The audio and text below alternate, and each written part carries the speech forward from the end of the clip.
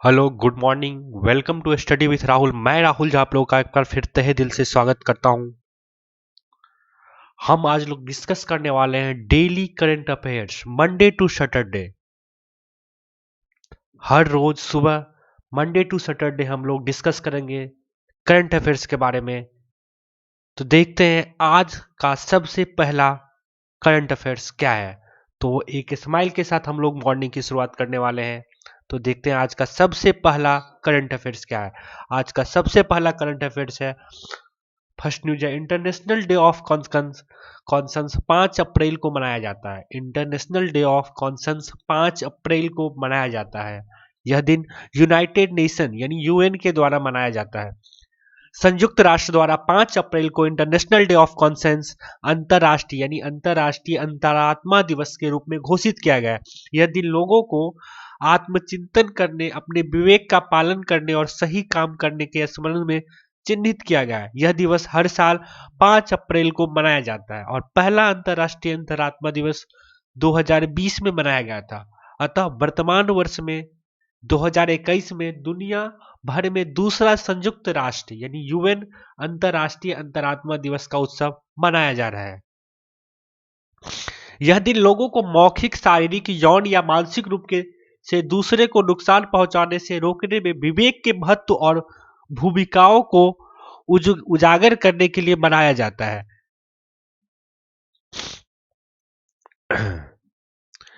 सभी का स्वाभिमान है कि सभी को शांति और सुरक्षा के साथ जीने का अधिकार है। इस दिन विद्वानों द्वारा मानवता विरोधी कृत्यों को परिभाषित कर कर उनकी निंदा की जाती है ताकि आम जनता घृणा करे और ऐसे कृत्यों से बचे। यानी अंतरराष्ट्रीय अंतरात्मा दिवस जो कि यूएन के द्वारा मनाया जाता है 5 अप्रैल को इंटरनेशनल डे ऑफ कॉन्साइंस मनाया जाता है। तो बसते हैं आज के नेक्स्ट न्यूज की तरफ। दूसरा न्यूज है, भारत सरकार ने 14 अप्रैल को डॉक्टर बी आर अम्बेडकर के जन्मदिन को सार्वजनिक अवकाश घोषित किया है। ध्यान से सुनिएगा, भारत सरकार ने 14 अप्रैल को डॉक्टर भीमराव अंबेडकर के जन्मदिन को सार्वजनिक अवकाश घोषित किया है। केंद्र सरकार ने 14 अप्रैल को डॉक्टर बी आर अम्बेडकर के जन्मदिन को सार्वजनिक अवकाश घोषित किया है। डॉक्टर बी आर अम्बेडकर भारतीय संविधान के स्क्रप्टर रहे और देश हर साल पहले से ही उनके जन्मदिन को अम्बेडकर जयंती के रूप में मनाता है। सरकार ने घोषणा की है इस वर्ष से 14 अप्रैल को सार्वजनिक अवकाश के रूप में घोषित किया जाएगा। यानी 14 अप्रैल 2021 को भीमराव अम्बेडकर की 130वीं जयंती होगी। बढ़ते आज के नेक्स्ट न्यूज की तरफ। डीआरडीओ लैब ने विकसित की light weight bullet proof jacket. DRDO lab ने सबसे कम वेट का light weight bullet proof jacket का निर्माण किया है। रक्षा मंत्री राजनाथ सिंह ने डीआरडीओ और डीएसएमआरडी के कानपुर को light weight bullet proof jacket विकसित करने के लिए बधाई दी है। आत्मनिर्भर भारत के सपने को साकार करने के लिए भारत को इस तरह के नवीन उत्पाद डिजाइन और विकास करने की भी जरूरत है। डीएमआरडी कानपुर एक डीआरडीओ प्रयोगशाला ने light weight bullet proof jacket विकसित किया है जिसका वजन, ध्यान से सुनिएगा, जिसका वजन 9 किलोग्राम है, जो भारतीय सेना की गुणात्मक आवश्यकताओं को पूरा करता है। Front hard armour panel jacket का टीबीआरएल चंडीगढ़ में सफलतापूर्वक परीक्षण किया गया और प्रासंगिक बीआईएस मानकों को भी पूरा किया गया है। तो ध्यान से सुनिएगा, इंपॉर्टेंट पॉइंट है। डीआरडीओ के अभी करंट में अध्यक्ष डॉक्टर जी सतीश रेड्डी है। डीआरडीओ का मुख्यालय न्यू दिल्ली में और डीआरडीओ की स्थापना 1958 को हुआ था। बढ़ते हैं नेक्स्ट न्यूज की तरफ। 4 मार्च 2000 चौथा है मार्च 2021 में जीएसटी रेवेन्यू कलेक्शन के बारे में, जो कि 1.24 लाख करोड़ के आसपास है। भारत की आर्थिक रिकवरी रफ्तार पकड़ रही है। मार्च महीने के लिए 1.23 यानी 1.24 के आसपास लगभग लाख करोड़ रुपए का जीएसटी कलेक्शन शीर्ष पर रहा है, जिसने जुलाई 2017 में माल और सेवा कर यानी गुड्स एंड सर्विस टैक्स के कार्यान्वयन के बाद एक नया रिकॉर्ड स्थापित किया है। मार्च 2021 में सकल यानी जीएसटी राजस्व 1,23,902 करोड़ रुपए के रिकॉर्ड पर पहुंच गया, जिसमें सीजीएसटी सेंट्रल जीएसटी 22,973 करोड़ रुपए, एसजीएसटी 29,329 करोड़ रुपए और आईजीएसटी 62,882 करोड़ रुपए है। उपकर 8,757 करोड़ रुपए है। पिछले महीने की जीएसटी कलेक्शन की सूची देखो तो फरवरी में यही रिकॉर्ड 1,13,143 करोड़ रुपए था। जनवरी में यह रिकॉर्ड 1,19,847 करोड़ रुपए था और दिसंबर में 1,15,174, नवंबर में 1,04,000 करोड़ और अक्टूबर में 1,05,155 करोड़ रुपए था। यानी इस महीने में, यानी बीते हुए महीने मार्च में यह रिकॉर्ड 1,24,000 करोड़ के आसपास पहुंच जाए, जो कि अब तक जीएसटी का कलेक्शन में एक रिकॉर्ड रहा है। उपराष्ट्रपति ने किया, नेक्स्ट न्यूज की तरफ बढ़ते हैं। उपराष्ट्रपति ने किया डॉक्टर शैलेंद्र जोशी की पुस्तक सुबरी पालन का विमोचन। हमारे उपराष्ट्रपति वेंकैया नायडू जी ने डॉक्टर शैलेंद्र जोशी की पुस्तक सुपारी पालन का विमोचन किया है। उपराष्ट्रपति वेंकैया नायडू ने सेवानिवृत्त सिविल सेवक डॉक्टर शैलेंद्र जोशी की एक पुस्तक सुपारी पालन का विमोचन किया है। सुपारी पालन पुस्तक तेलंगाना के पूर्व मुख्य सचिव श्री एस.के. जोशी द्वारा लिखित पुस्तक इको टी calling towards people study governance का तेलुगु अनुवाद है। पुस्तक के अनुवादक श्री अडवर ब्रह्मैया ने और प्रकाशक श्री मारुति जी है। ठीक यही, ये भी आपको समझ में आ गया होगा। बढ़ते हैं आज के नेक्स्ट न्यूज की तरफ। पश्चिमी मध्य रेलवे बना पहला पूर्ण विद्युतीकृत भारतीय रेलवे जोन।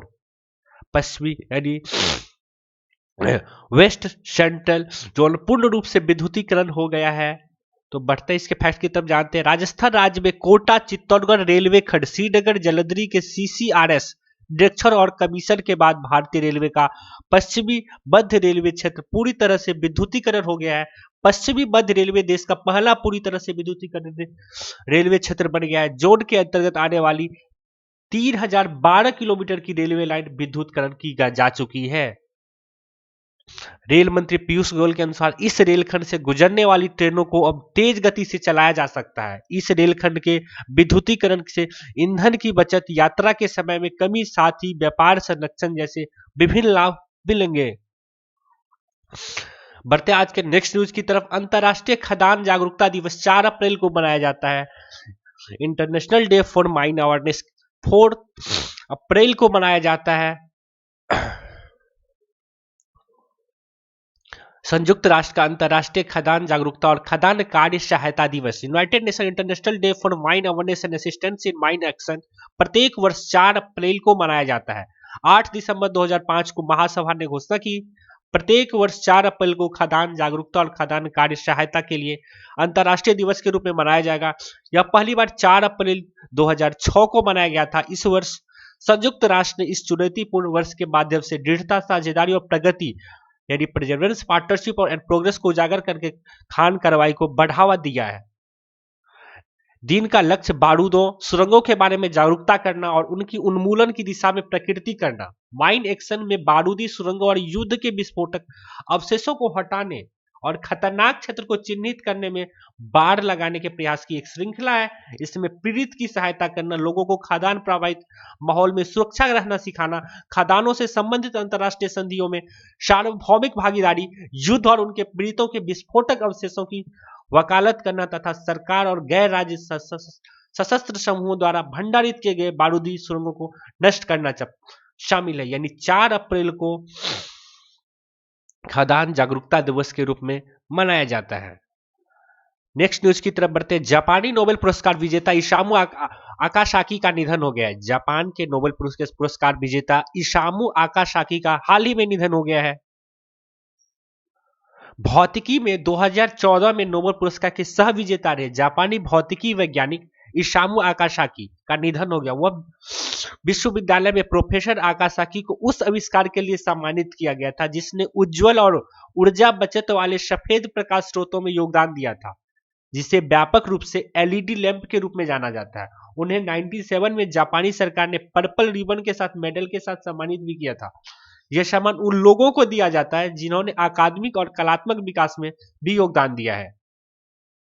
यानी हाल ही में इसामु आकासाकी जो नोबेल प्राइज विजेता रह चुके, उनका हाल ही में निधन हो गया, जो जापान से बिलोंग करते हैं। 2014 में मीजो विश्वविद्यालय के प्रोफेसर आकासाकी ने नगोया विश्वविद्यालय के एक प्रोफेसर भौतिकी वैज्ञानिक हिरोशी अमानो और जापान में जन्मे अमेरिकी सूजी नाकामुरा जो कैलिफोर्निया विश्वविद्यालय सांता बारबारा में एक प्रोफेसर है के साथ भौतिकी में नोबेल पुरस्कार साझा किया था।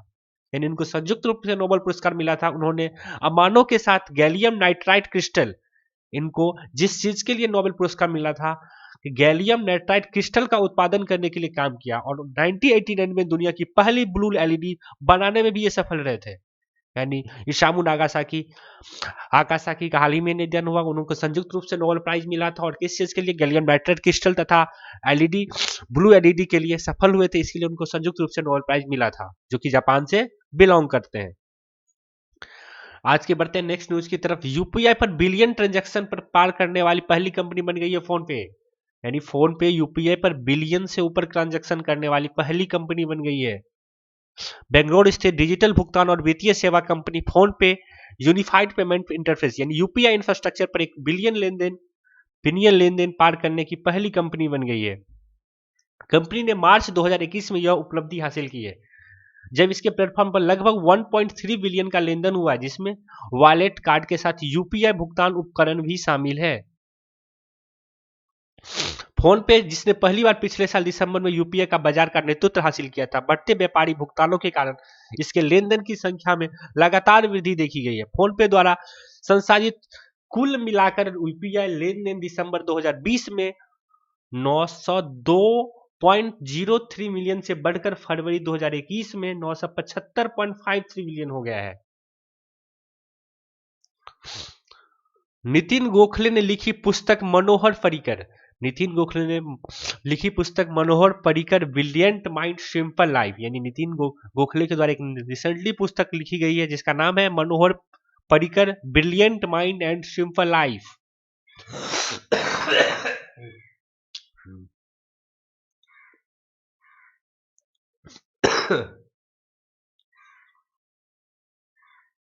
नितिन गोखले द्वारा लिखित नई पुस्तक Manohar Parrikar brilliant mind simple life का विमोचन किया गया। पुस्तक ब्लूमसमरी द्वारा प्रकाशित की है। यह पर्रिकर के व्यक्तित्व, पुरुष, राजनीतिक और देशभक्त के बारे में वर्णना करने की कोशिश है।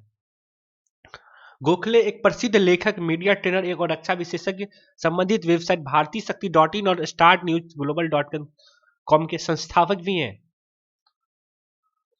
इस पुस्तक के माध्यम से लेखक ने पर्रिकर के एक आईआईटी छात्र से एक सामाजिक कार्यकर्ता और भारत के रक्षा मंत्री के रूप में राष्ट्र निर्माण और गोयन समाज के लिए उनकी सेवा की यात्रा को प्रस्तुत किया है। यह पुस्तक भारत के पूर्व रक्षा मंत्री और गोवा के 4 बार के मुख्यमंत्री रह चुके मनोहर पर्रिकर के लिए एक श्रद्धांजलि है, जो मुख्यमंत्री बनने वाले पहले आईआईटीएन थे।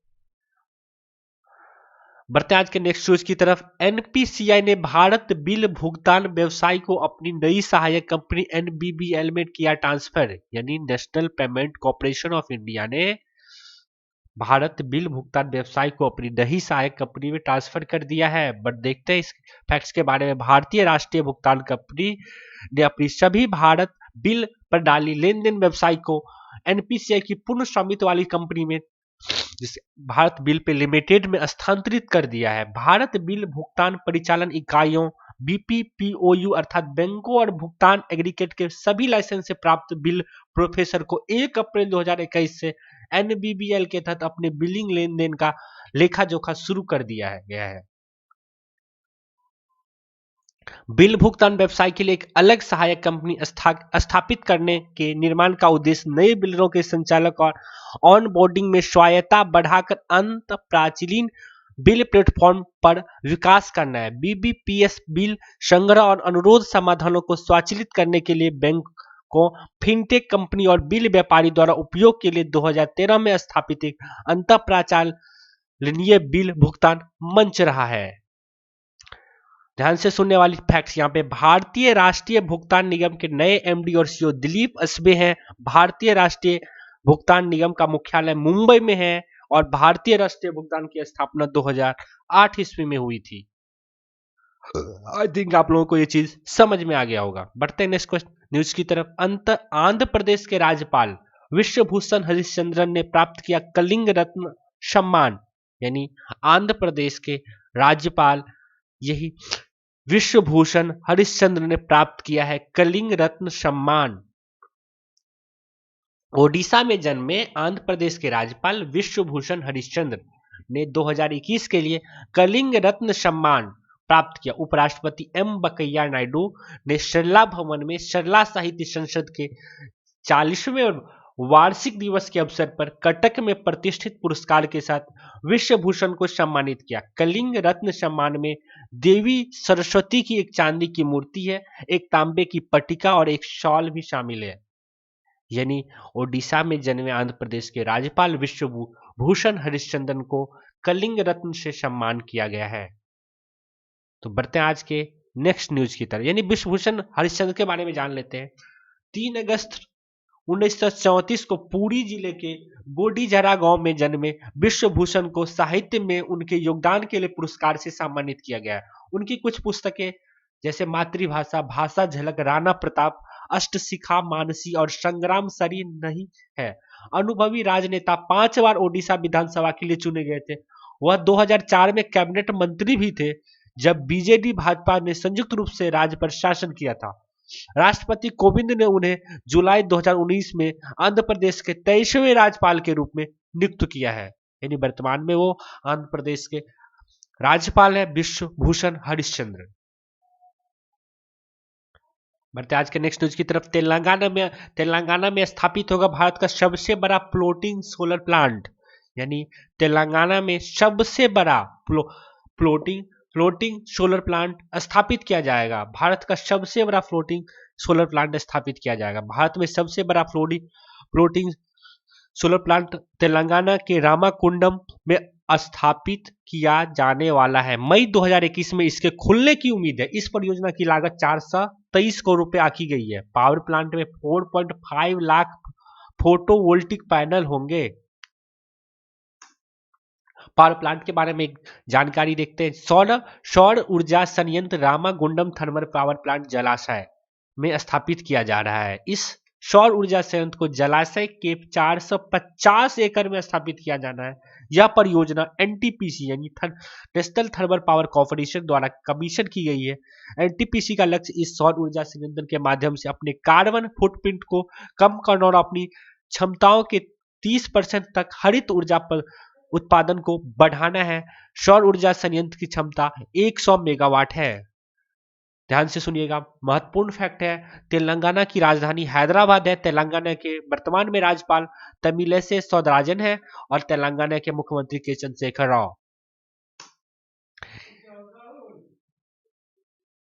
हेलो, यदि आप लोगों को ये चीज अच्छा लगा तो हमारे सोशल मीडिया हैंडल पर आप लोग मुझे फॉलो कर सकते हैं। इंस्टाग्राम पे ऋषि रूरल सर्च मार के, फेसबुक पेज पे राहुल झा के नाम से, और Telegram channel study with Rahul पे आप हम लोग मेरे साथ जुड़ सकते हैं।